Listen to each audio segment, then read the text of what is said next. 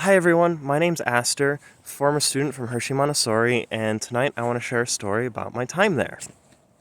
And tonight I want to talk about why I talk the way I do, why I make the videos the way I do, because I don't use a script. That's probably pretty obvious because I can get rambly. There's a lot of ums and ohs and pauses and breaths and all the stuff they say you're not supposed to put into a YouTube video. Well, fuck them. Why do I do it like this? Because this is how I was taught to speak at Hershey. Um, our class structure was kind of interesting, right? We had language, there was an extra time slot which we did various things in, and mathematics in the morning. In the afternoon was completely dedicated to either occupations, which was our hard science classes, or humanities, which was our hybrid English history classes. Each occupation humanities was 4 weeks long. It would be split into 2-week chunks. So you do 2 weeks of humanities, 2 weeks of occupations, 2 weeks of humanities, 2 weeks of occupations. And at the end of each class, so at the end of the 4 weeks in one class, we would get up in front of the whole school, right?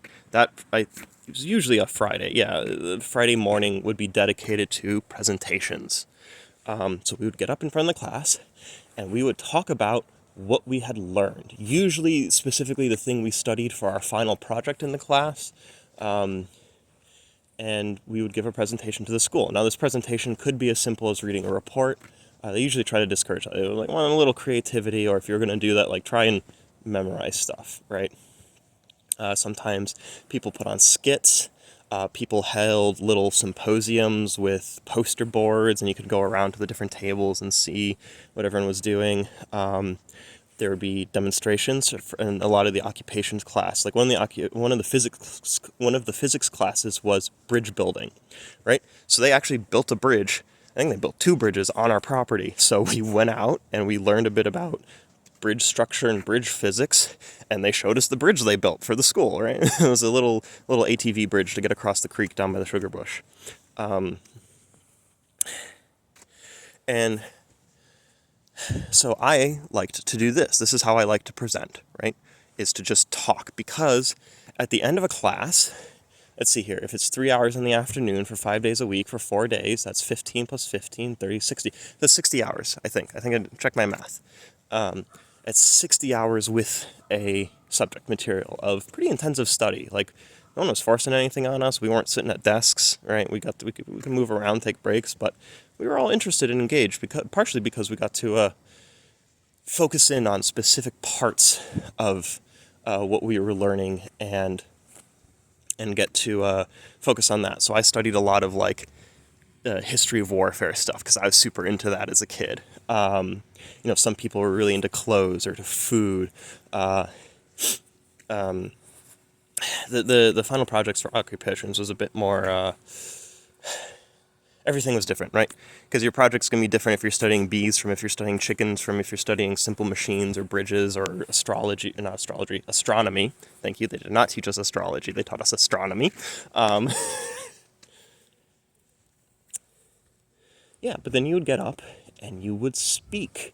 You would speak from the heart because you had command and mastery of the subject. So some people would use note cards. I used note cards a few times. My first class was on revolutions, and I learned about the October Revolution in Russia, the 1918 and the 1918. I think those are 2 different ones. Maybe I'm getting them confused. But anyways, I learned about the communist revolutions in Russia because I knew nothing about them, and I knew Russia was the big scary enemy from the Cold War, so I wanted to learn about their history.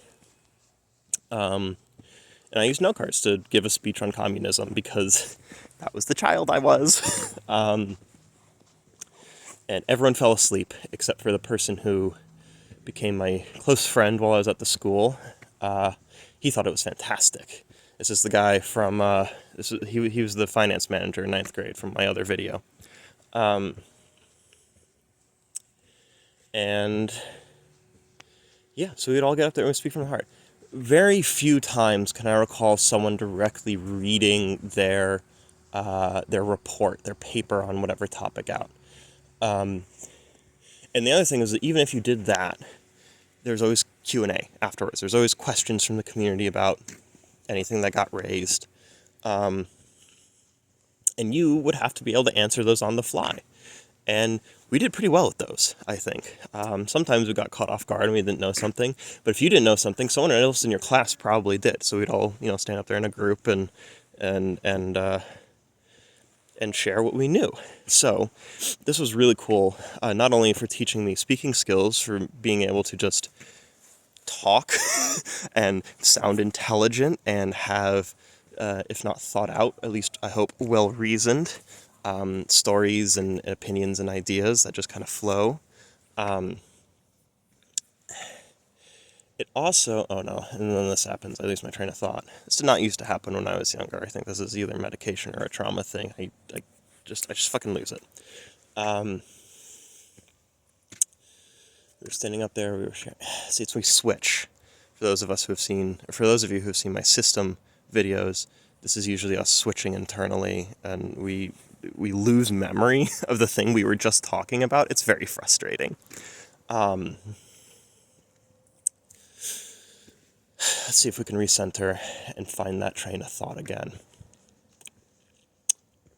Speaking from the heart, I talked about that. Being able to answer questions, I talked about that. Right.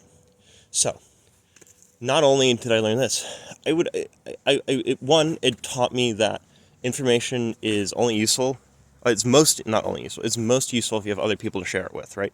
Information is not something you keep to yourself. Information is something you share with the community. Things you learn, you bring to the community to teach them. And that's the other thing. That's the other point I wanted to make. Is I didn't take a full class on, ancient Greece, right? I took an ancient China class, or I didn't take a class on the Indus River Valley. I took the Yellow River class. Yeah, that was one humanities cycle, was all of the major river civilizations. I got to pick one and study it. So I picked China. But I got taught about, Mesopotamia, and the Fertile Crescent and the Cradle of Humanity, right? By listening to other people's presentations.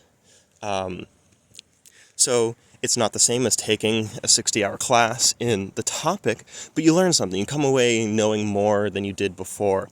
And all of this was accomplished in like a 3-hour morning where all 50 students got up and gave their presentations in pretty short order. It's usually about 5 minutes per student, I think. And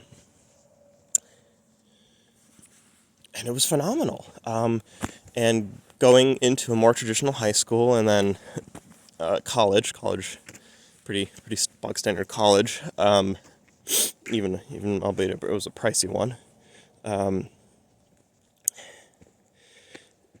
That really sucked the soul out of learning for me, because I was getting all this information shoved in my head and I had nothing I could do with it. It was infuriating. All I wanted to do was share the shit I learned, right? Because that's what you're supposed to do with information as a social species, right? We didn't all invent the wheel. Somebody a long time ago figured that shit out and was like, hey, this is how you make a wheel. And now we have cars. Isn't that wild, right? But you don't do that in school. You don't, the poli-sci students don't go talk to the math students, and they don't go talk to the biology students, who don't go talk to the history nerds, right? It's all separate and compartmentalized. And so not only does this starve the individuals participating of a greater wealth of knowledge and a greater roundedness in their understanding of the world, it also really stifles contamination's not the right word, but cross-pollination. There we go. That's a positive way of putting it. This really stifles the cross-pollination of ideas, right? So if you're in the sugar bush or taking a forestry class, right? In our math class, when we learned trigonometry, one of the things we did is we went out and we learned how to measure a tree using, not a sextant, but it was kind of like that. It was a special tool. You use this and you use the shadow of the tree, and you do some trig and you can figure out how tall the tree is. right? And then we went and we used that to estimate the number. We were logging an area of the forest that our school was nestled in to make room for a new barn or something. And then we went and we calculated the number of board feet that would be produced from that square acreage of woods. We measured a bunch of trees, we did an average, we counted trees in the area, then we went and, there's manuals on like how to effectively mill a tree and how many board feet to expect from it. So we went and we looked at that and we did some more calculations and we said, we can make however many board feet from this. And then, we had an on-site, we rented an on-site like little mill machine. We cut down the trees and we started milling them, and those boards got used to like build the barn. I don't know if there was enough to fully build the barn, if I had to buy some in. Again, no, because it wasn't even finished when I was there. They were still in the logging milling phase by the time I graduated. Right? So there's an intersection of mathematics and biology and like construction for you, right? Land management. And you can see how all of these different bodies, these different schools of information are tied to one another and can play off one another, right? So one of my previous videos, I mentioned taking a canning class.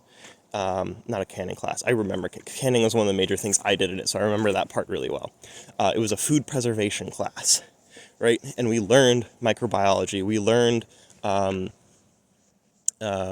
the word? What's the word for studying disease vectors and whatnot? And we learned preservation techniques. Not only did we learn preservation techniques, we practiced them, right? And it all, and that interplayed. And it all interplays, right? So this idea that we have to have different schools of knowledge and they have to be kept separate and they're not allowed to talk to each other is stupid. I don't know any other way to put it. There is so much good ideas, so many good ideas being left on the table. There is so much knowledge that is being wasted. Like, it's wasteful. Capitalism is incredibly wasteful. That is one of been my major takeaways from all the reading and the research and the listening I've done. Oh yeah, so that's the other thing about Hershey. And this will be a little extra tidbit to wrap it up. Is you learn to listen. It's a really important skill, and you don't get taught that in a normal school because like it's not voluntary, right? So when you're forced to do something not voluntary, like you tune it out, right? Like, why am I going to sit here and listen to this asshole yap at me and I got to piss and I can't because I need a hall pass or some shit. And, like, it's not a good learning environment. That's what I'm getting at. So listening, I think that will be its own video. I've done 2 videos tonight, so I'm going to save that for another one, but listening will be its own video. Because there's a lot more I want to say about that. So, okay, before I start rambling anymore, I hope you learned something. Thanks for sticking with me. Please excuse the sick voice and the bad lighting. I'm just walking around at night because it's how I get my thoughts out. Love yourself, love one another, and I will catch you next time. Bye.